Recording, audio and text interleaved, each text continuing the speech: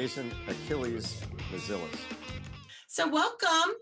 Thanks. I'm so excited that you could be here. Because when we first met on your music video for Black Belt Karate in 2012, maybe? Probably 12 or 13. The photo. band broke up in 14. So that was for the video called Kaleidescope, which actually, yeah, you know what you should do is tell people where, like, I'll send you the link or whatever, and like you could see the video that I'm playing guitar in and she's in. Or like share it with people if they want to see it. I play him and like you switch and I think I don't know why they had me play you. I think because I'm left-handed as well. I just remember like having to strum and have the guitar and stuff. I was like, this is fucking hard. I was like, I didn't know this was so physical. I was like, I'm tired. How do you do this? I was trying to like actually do it, and we were using acoustic instruments too. I remember. So next door to where I live is like an empty lot of rubble. Basically, it's an old house that got destroyed in the Loma Prieta earthquake and never got rebuilt. And so we sort of filmed. Actually, the whole area where we did the graveyard scene of that video is now my tomato garden. Nice. So, oh, really? Yeah. Cool. Like, awesome. Raising tomatoes with the souls of the dead. Right. But there's actually, hold on, I'm going to grab some. I'm going to show you this. I don't know what the hell this thing is, but this is one of those weird things that our director, Tyler, went down to wherever you get stuff like this in LA. Yeah. What are the Piggy Bank? Yeah, I love it. This thing's really nice. It's like, yeah, that's when we met. Yes, and I remember you made everybody this. It was so nice. This huge meal at your house. Well, it wasn't nice. I couldn't afford to cook, like cater to. It was like 30 people. There was a lot of people. Oh, so you cooked? There was a lot of people. Yeah. I couldn't afford. I could barely afford. Like almost everybody did it for free, I think, and just the expenses of things was like, I don't know. I probably sunk like $3,000 into it. Pretty sure I paid that all myself. So I ran out of money and I couldn't buy food for 30 people, so I cooked.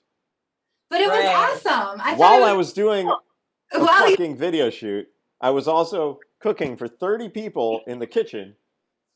It was insane. Like, and I made like pasta, and it was good food too. I made really good pasta, and I was very impressed.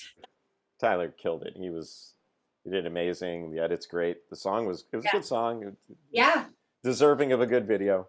And then the band broke up 2 years later. I saw on your YouTube channel, you have a lot of really good videos, essentially. You've gotten a lot of media coverage over there. Oh, you're talking about the new instrumental stuff? Because I'm talking about just on your channel, on your YouTube channel. You have a lot available. That's all new. So now I basically, after too many singers ruined too many bands. That's the truth of it.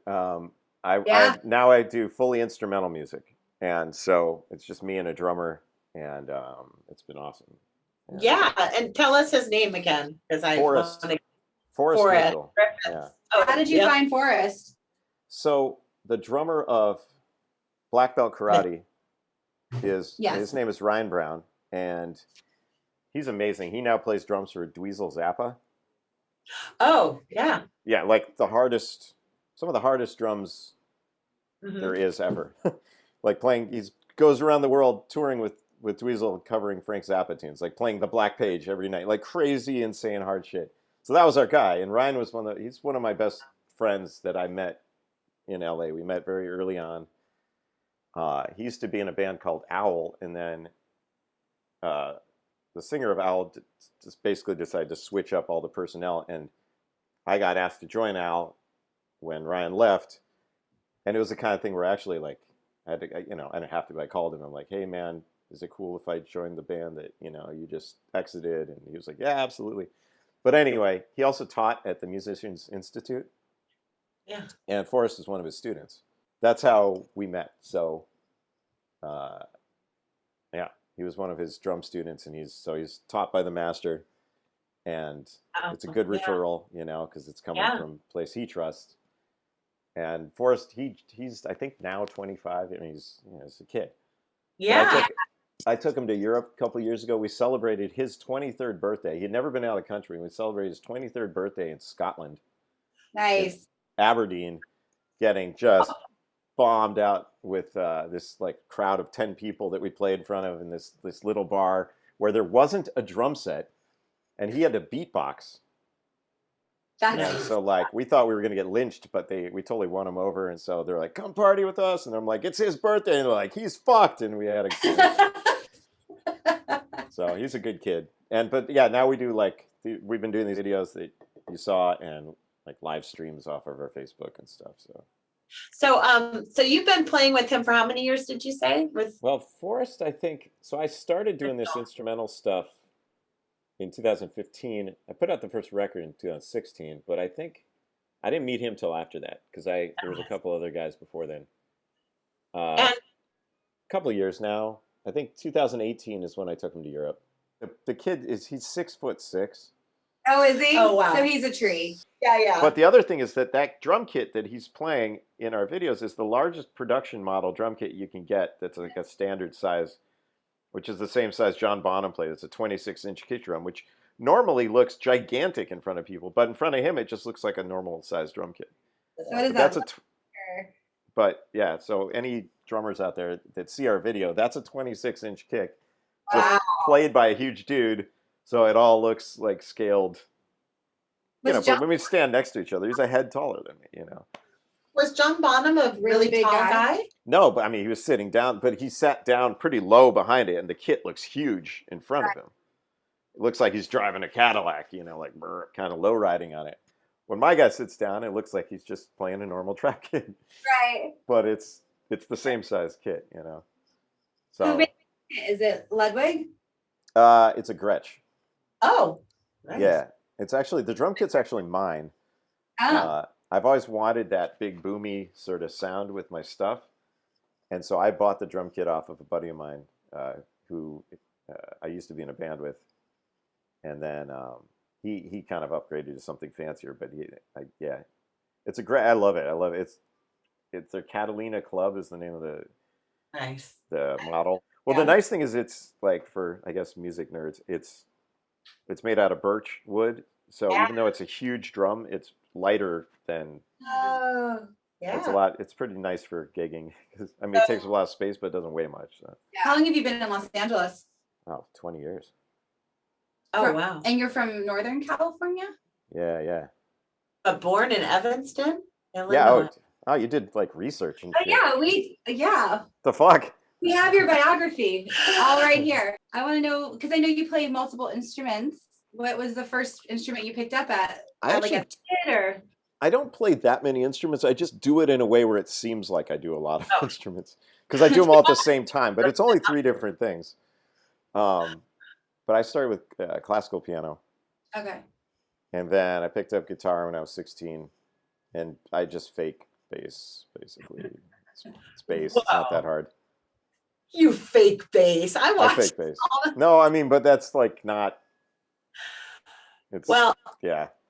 It's an interesting thing that you said classical piano, because I feel like think back, because every time we've asked that question, often when people play more than one instrument, they say, I started with classical piano or guitar, but those are the two. Yeah, it makes sense. Yeah. You classical piano, you can probably. Yeah, it's like singing opera. You can hit anything then after that. Oh God, that would be. Yeah, I'm not. I've run. I ran sound when I first moved to LA. I worked in a club for a couple of years. Which one? Which club? The Joint.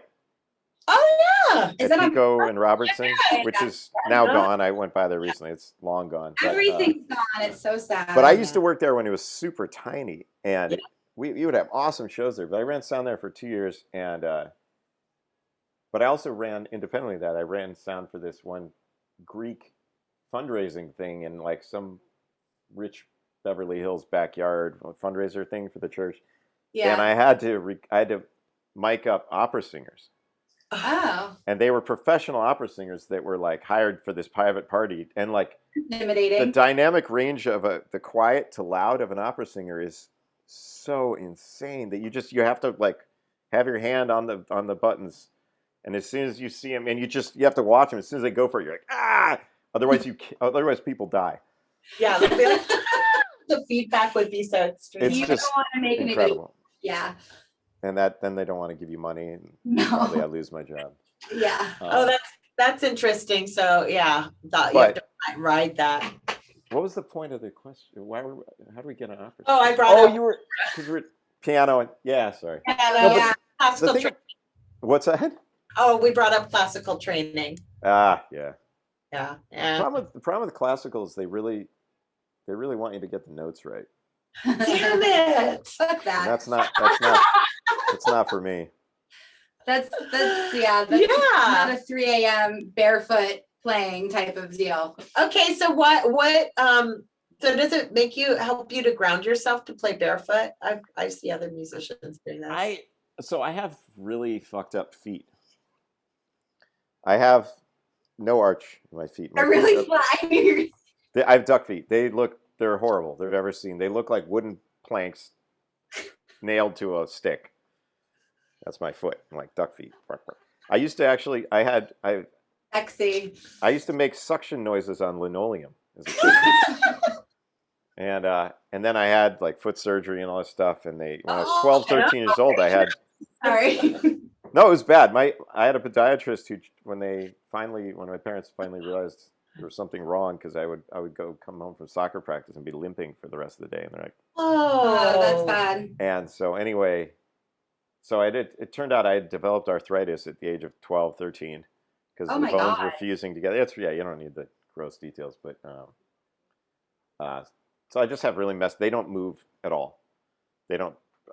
Is it pronate or supinate, where you do that sideways motion? Right, pronate. And they just don't move that way, and so, like, I've always felt very stiff in shoes, and I don't know. I just at some point I took them off, and I was like, oh, this actually but it also kind of does that like hippy dippy sort of grounding-y thing, and the way I play sort of developed into more of a meat and potatoes kind of, like, I never was shreddy. Right. Mm-hmm. I wanted to be, but not bad enough, I guess, to be good at it. So it kind of like the way I play is kind of earthy, I guess, and then it just kind of became a thing. And like I played on stages where there's like broken glass bottles and shit everywhere, and people are like, "What's wrong with you? But you don't feel anything. It's weird." Interesting. So it's just kind of became this like hobbit foot approach to rock and roll. But I can't I don't try and do that on somebody else's bands. I just do that for my own. Yeah. I like that you said, I like a couple things, a lot about what you just said, but I liked hippy dippy is a good term always to use. It's a granola crunchy effect. And what I got from listening to your music, and I can't wait to listen to more of the most recent stuff, was so soulful. There were so many like beautiful, just like almost like heartbreaking moments for me, where I was like, "Oh, I love it! Feed me!" Like feed me, because it's again, whenever I feel that, it's the difference between eating fast food on the road and like you go to the Earth Cafe and have a beautiful meal or something, and you just feel, or whatever your jam is, like. Feels so nourished. I'll probably just go get fast food again, but yeah, I know what makes you feel nourished. In theory, really, I know what you're talking about. Yes. Yeah, it's really satisfying. But that's very sweet of you. Thank you. So somebody likes it. We should dive into your how on Space Geek stuff. In space did you do this? How in space did you do it? How the actual fuck? Yeah. Pretty fascinating. So tell us your kind of fascination with space. Nutshell it for us, I guess. Yeah. It's a lifelong thing, I know, because I also have it via my son. So I have that in the past 5 years. It's really hit me strong about. How old is your son? He's 7, yeah, and that's when it hits. River, and he's always kind of reached up for the stars, and I was always afraid as a little kid of that, and he's taught me how to be in touch with that more. So, but tell us your process of how this all happened and unfolded. Well, no, it was the same for me. I was about 5 years old.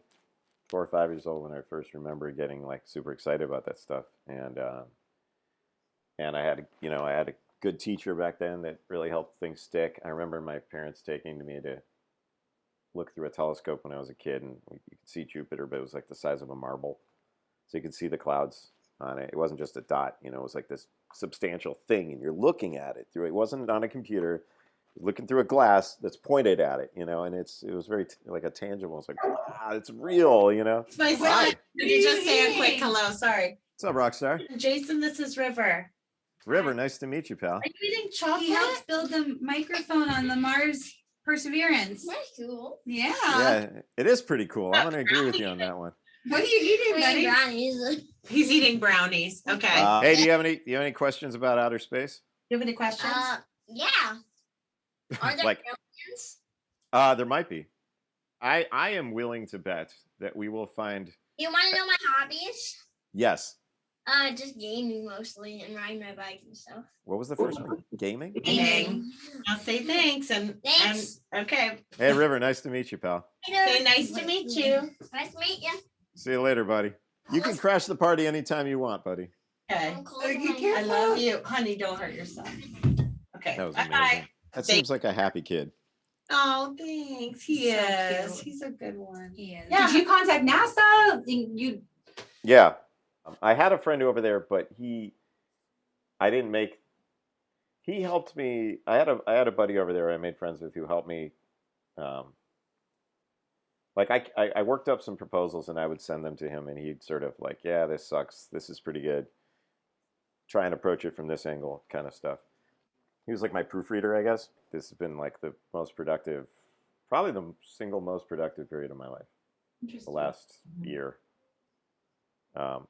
I started all this stuff leading up to it, obviously not knowing this was going to happen.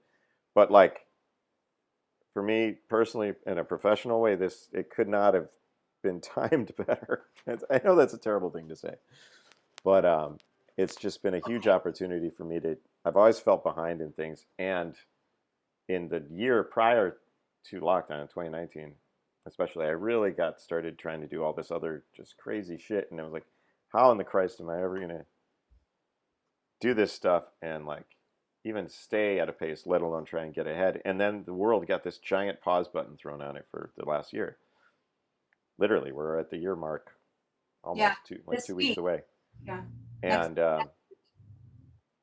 And especially with music, I was always behind. I never had like an online presence set in any way. It just, everything felt hopelessly just ahead. Mm-hmm. And so, yeah, now I'm caught up. Yeah. And it's great. Yeah.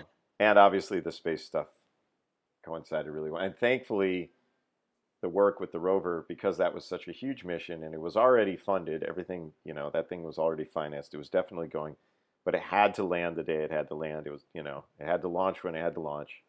Otherwise, that window doesn't come along for 2 more years and all these people are going to be out of a job and it's a huge thing. So, you know, it's basically you had a $2.5 billion machine with the sort of, you know, the machine behind that, you know, so that had a date that needed to be hit, which was great. So that everybody, I mean, all the people that worked on the Rover, you know, they did all that through lockdown. They had to, you know, do all the same kind of, I mean, they were, what do they call the necessary government? Essential workers. I think they were, yeah, as government workers, they were qualified as essential. But like, they had to go through all the crazy testing and the vacuum chamber stuff and the like, you know, and do all that through all this, and they did it. And the fact that thing got launched on time, worked, landed, and is running around on the surface there is just, I mean, it's hard enough to do it without, you know, global pandemics.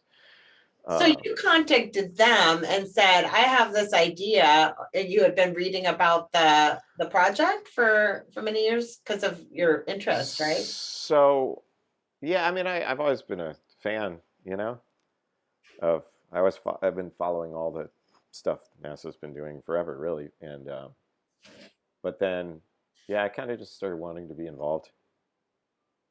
I don't know how to explain it. It's like, You just knew it was a knowing. Yeah, you wanted to do it, so Yeah. you did. yeah, I wasn't happy, and I wasn't happy being on the sidelines anymore. I felt like I was missing out on something. Yeah. And And did you send in a proposal? Was it competitive at all? Was there anybody else? Did you just kind of carve this out for yourself? so it's supposed to be competitive stuff, so what happened was really weird because I was having lunch with my buddy, that guy I told you about before, who worked there, and we were just catching up on stuff, and we were talking about Mars and the future mission. And anyway, the long story short is that we ended up sort of at, I was like, was anybody ever recorded sound? Because that shouldn't be too hard. He's like, I don't know. So it was an idea, and just like randomly, I wonder if that's ever been done. And then, so I went home and did some research, and it turned out that, people had thought about it. They'd been thinking about it for over 2 decades.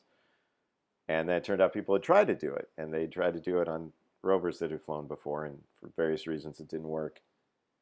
And then, but at that point, there was no plans to do it on the new one that either of us knew about, and he worked there, so he didn't know. And then, so I started trying to, like, maybe there's a way I can convince NASA to throw a microphone on this thing, right?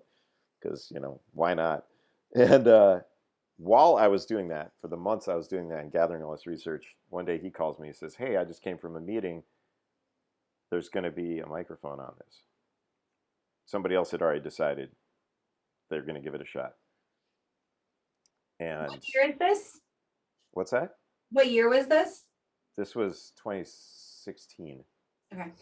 Yeah, so early 2016 is when we had that conversation. Then somewhere like spring or summer is when, like, then I found out they were doing it. And then I basically panicked. It was like, shit, that's my job. That's my gig. I need that gig. Yeah.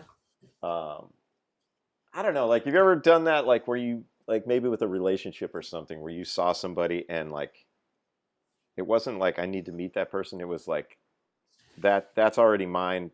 It's mine to lose. Mm-hmm. Yes. It's just a weird feeling. Mhm. Yes. So that was the feeling. As soon as I found out that they were doing it, it felt like it was mine to lose, even though I had no right to feel that way at all. But Yeah. it's just how I felt. So, yeah.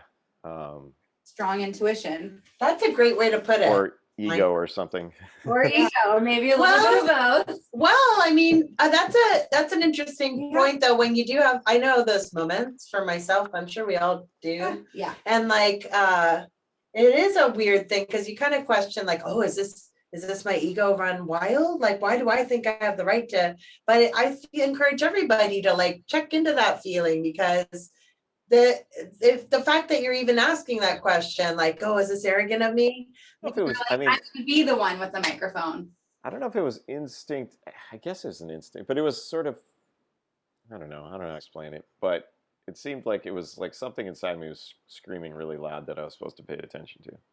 That's interesting. And Well, so then I did put together, I changed the proposal from trying to convince people that it should be done. Okay, that didn't need to be done anymore because they decided that on their own. Like, now I had to convince them that I should be a part of it.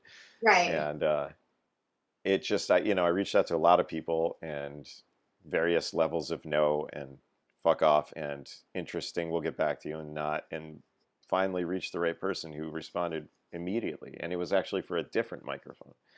So there's 2.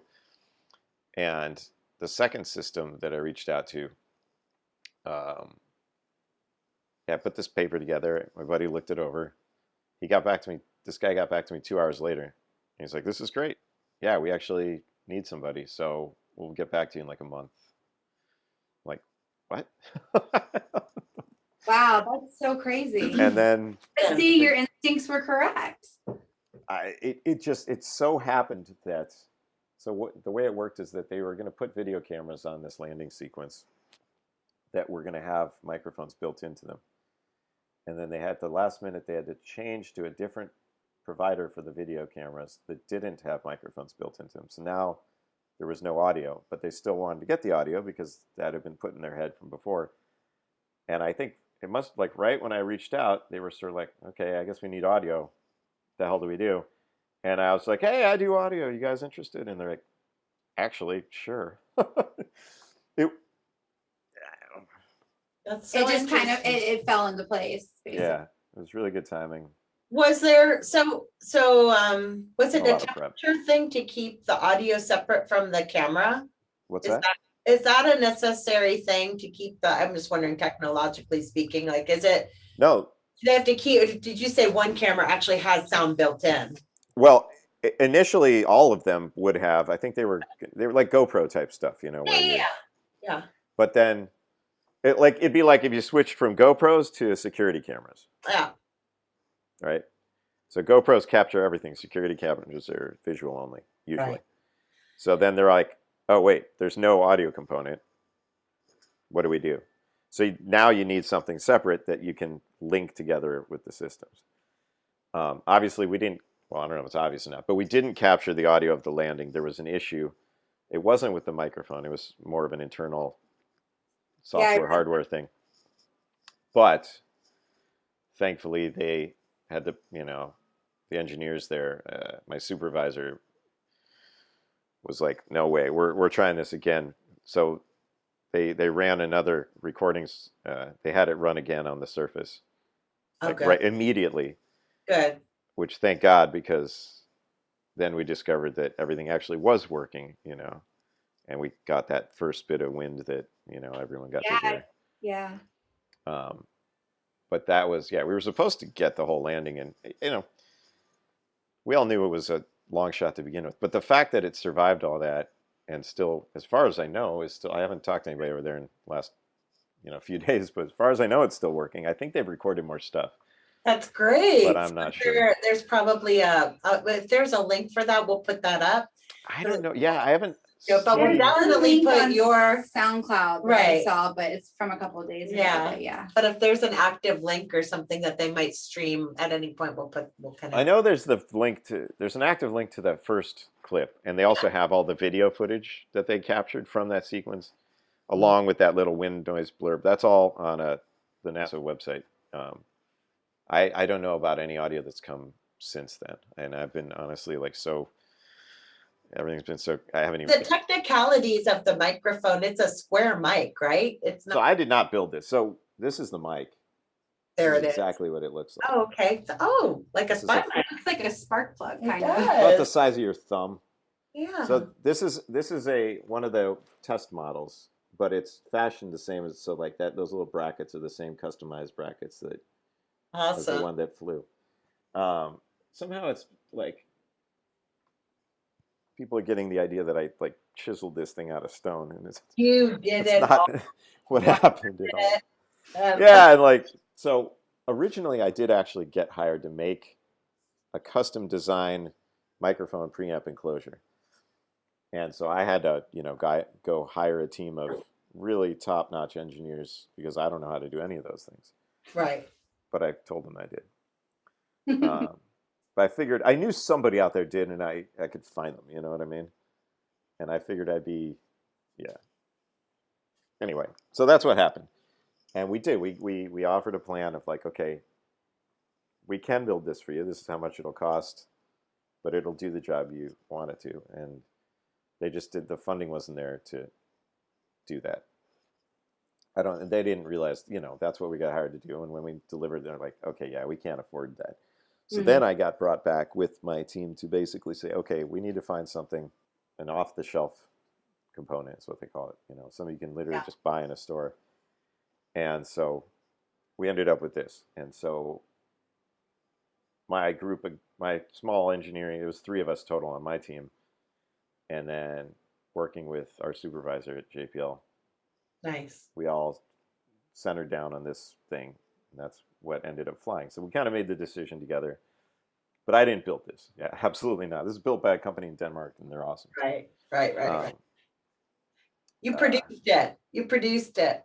Yeah, kind of. Well, co-produced. So how have you been taking all this, like, kind of waking up and seeing yourself in the news? That's fucking awesome. Pretty great, very rewarding, right? I mean, I've been working all my life trying to be a musical entertainer. The whole point of that is to like reach as many people as possible so you can have a fucking career. I mean, if nobody knows who you are as a musician, that means nobody's buying your records, which means you're not making any money, which means you need to go dig ditches or something. Right. Of which I've dug many ditches in my life. Hey, cool thing is I am seeing more people now checking out the music, just I guess as a result of. Yeah, totally. seeing Did Steve Chiatakis at Greater LA contact you? Or is that what it's called, Greater LA on KCRW?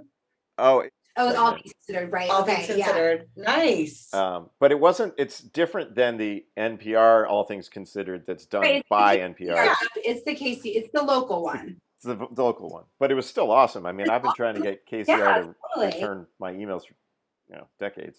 Yeah. It's so strange because like I was, I'm an actor, trained actor, and I came here to do that. And then I ended up becoming a producer. And then I ended up in the music industry, and I was like, oh, my people. My mom was a singer, and so like I was an actor who could sing, but I never wanted to be a singer. So I managed people, and I managed, very well-known people. And it's like all the doors got thrown open when people didn't feel competitive with me. Well, they that's didn't feel competitive with me as an artist. So right. And I will say this, I think the one thing that's harder to do in LA than music is acting. Oh, sure. I mean, music is very hard to do here, but at the end of the day, you can still be your own master, and it's very, very difficult to be your own master as an actor, unless you're, was that Vince Gallo, who's the guy, like one of those guys who just does everything. Oh yeah, like juggling. You're writing, you're producing, you're directing, you're acting, you're doing all these things. Oh, that's a lot. But I think it's worth noting. I mentioned that only to say that I think it's cool to take whatever we each love as artists, musicians can take their talent and morph it into various little kind of tentacle spin-offs of that. And I think that's admirable. And to see the opportunity, like that's, you just like that knowing and to be open to that instead of, I think self-pity is our worst enemy as artists. It just sucks because it's there's enough people that are feeling bad about your whatever you did. You don't need to be doing it too. You should absolutely be your own worst critic. Absolutely. If anybody's criticizing you harder than you are on yourself, then that's the wrong side of that equation. That's true. But other people have said, I'm like, no, that's not what happened.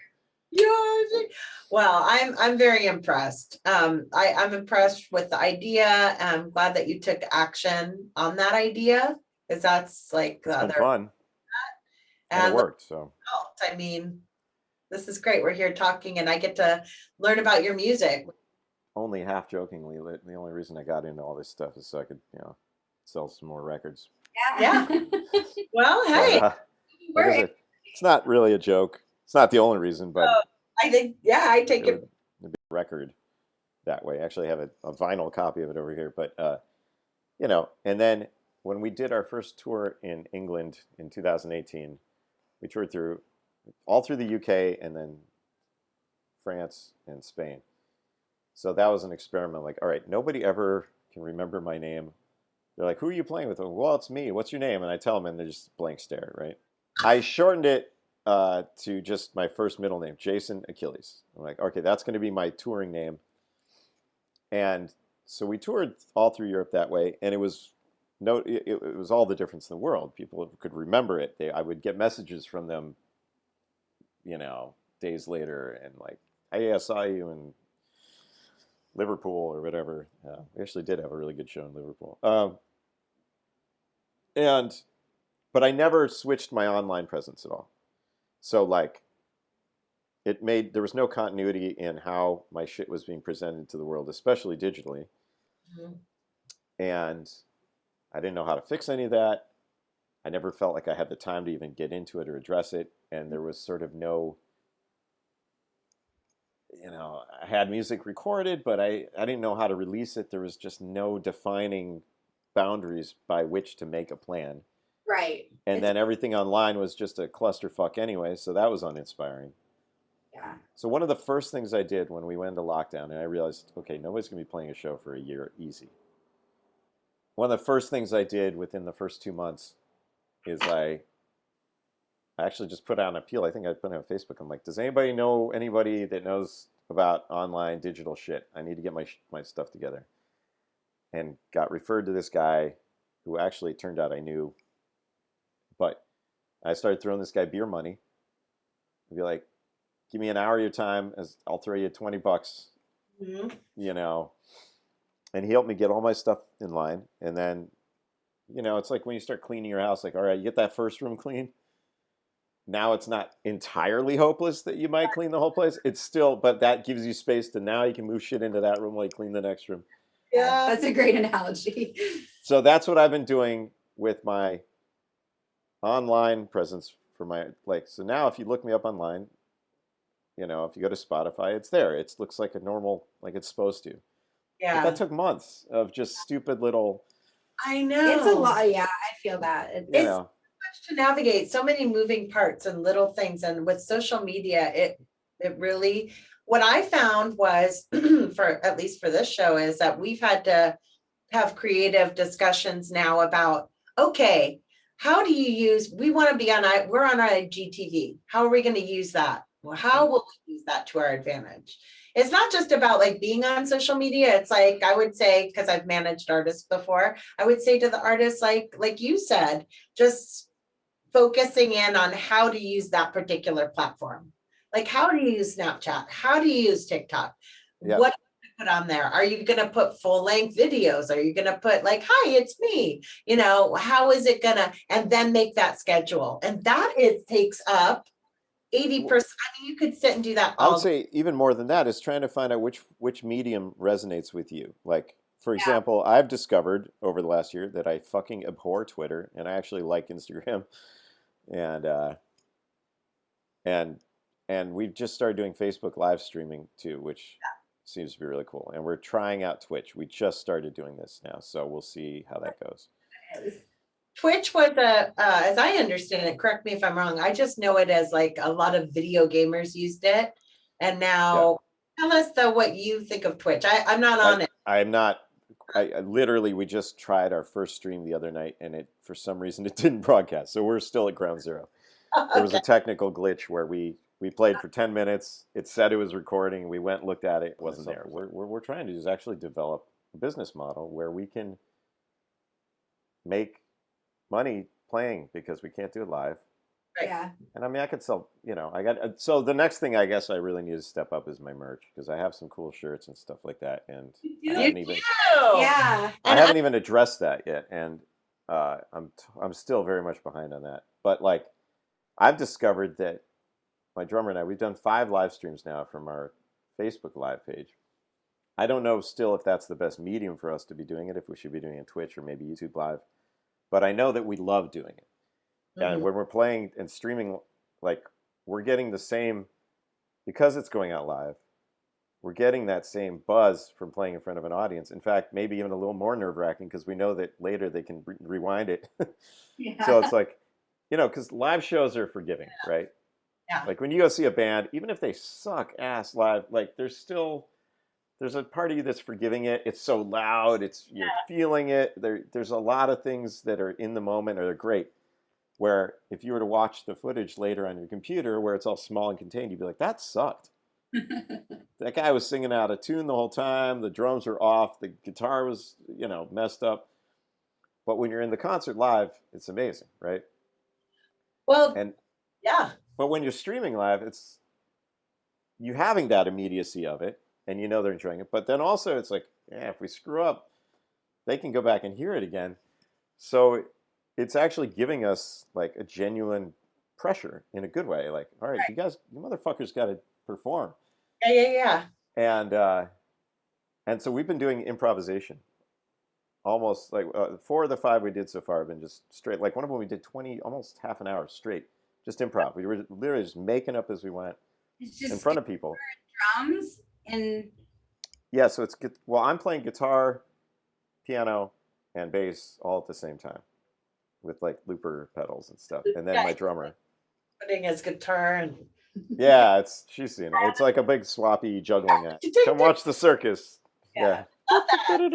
That's happening live and it's cool. Well, tell us about your single, like Meredith just asked you. Plug. Yeah. No, Eurotrash is I don't know how it came up with that title. It's got that sort of, I don't know. Just seemed like it fit. But so I'm going to be putting an EP out I don't have a date yet, but some point spring or early summer of 6 songs, and that's the lead track. The original version of it's 6.5 minutes long or something like that. And so when we shot a music video for it, which I haven't released yet, but it's really, videos are expensive, and the longer, your video, well, that's probably going to be more expensive. So I cut it down to a radio edit that's like 3.5 minutes. It's like half the length. So that's the single. And then the full length version will come out with an EP.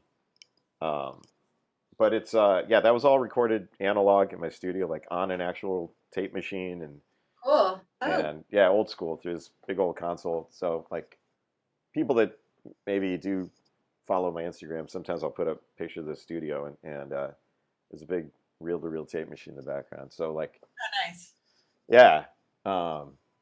But no, I really like it. It turned out really cool, and I don't know. I hope people will dig it. It's got sort of a bit of a 70s.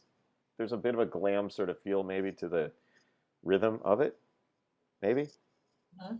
Not, I don't know what I was thinking when I was doing it, but I like yeah, it's cool. It's a cool instrumental track that like a buddy of mine posted. He was going jogging and it was playing while he was jogging, so I guess it's good jogging music. Yeah. nice. So that's cool. Good. Glad it's good for something. When you were at UC Berkeley, did you study audio engineering or?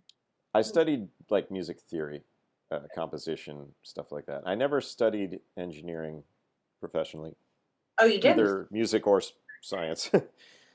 That was just all stuff like when I moved to LA. The first time, well, so I was interning at a studio in San Francisco, and then when I moved here, I was interning at a couple different studios in town. The first one was the record plant, and I was a runner there. I got fired after a few months, and then Why did you bounced get? through. They hated me. Oh, why? It's a long story, but basically, yeah, there was this lady who ran the place who was one of the more evil individuals I've encountered in the recording world. Just not